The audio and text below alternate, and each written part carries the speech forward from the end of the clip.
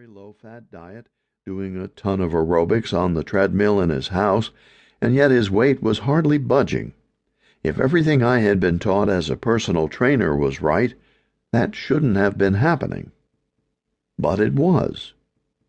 Then Al decided to do something I didn't approve of. He went on the Atkins diet. Remember, those were the days when all of us were taught that fat, especially saturated fat, was pure evil. We had been taught that we need carbohydrates for energy and survival. We don't, but that's a discussion for another book. We had been taught that high-protein diets, such as the Atkins diet, were dangerous and damaging, largely because all that saturated fat would clog your arteries, raise your cholesterol, and lead to a heart attack. So I was pretty sure Al was headed for disaster. Except he wasn't.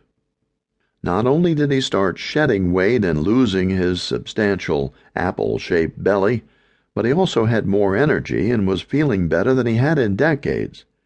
I, meanwhile, was impressed with Al's results, but I was convinced he was paying a huge price, and that once he got the blood test results from his annual physical, I would be vindicated. I wasn't. Al's triglycerides, a type of fat found in the bloodstream and elsewhere, had dropped.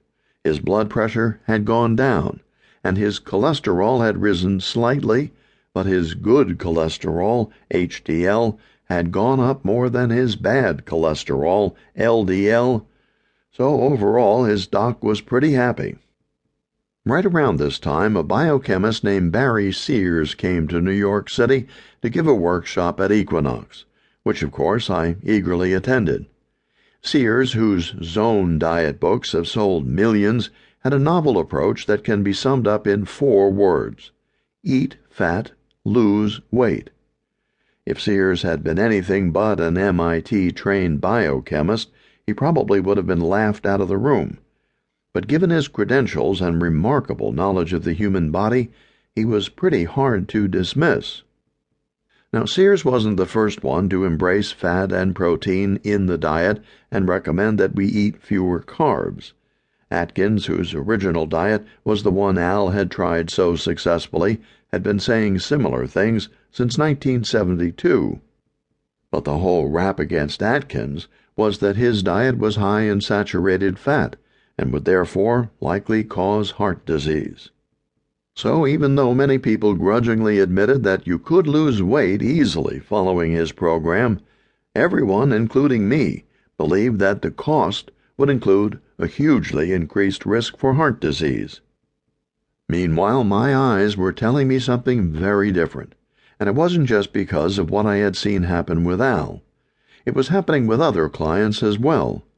Sick of not getting results on low-fat, high-carb diets, they threw caution to the wind and embraced the Atkins diet and the protein power diet and other protein and fat-friendly diets. They were eating more fat, even more saturated fat, but nothing bad was happening at all, unless, of course, you count feeling better and getting slimmer as nothing. Which got me thinking. Why weren't we seeing consistent results with our clients who were faithfully following low-fat diets and getting plenty of aerobic exercise? Conversely, why were our clients who were going on low-carb diets getting such high marks on their blood tests and astonishing their doctors?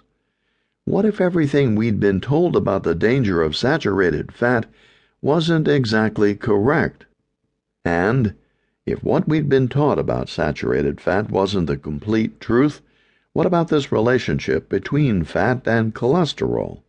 Was it really all as simple as I'd been taught? After all, even back in the early 90s, when people only talked about good and bad cholesterol, it was still obvious that overall, saturated fat had a positive effect on Al's cholesterol, as it did on the cholesterol levels of so many of my other clients. Saturated fat raised their HDL much more than it did their LDL. Could this whole cholesterol issue be a little more complicated than I and everyone else had previously believed? Eventually, I thought, going way out on a limb here. What if the whole theory that cholesterol causes heart disease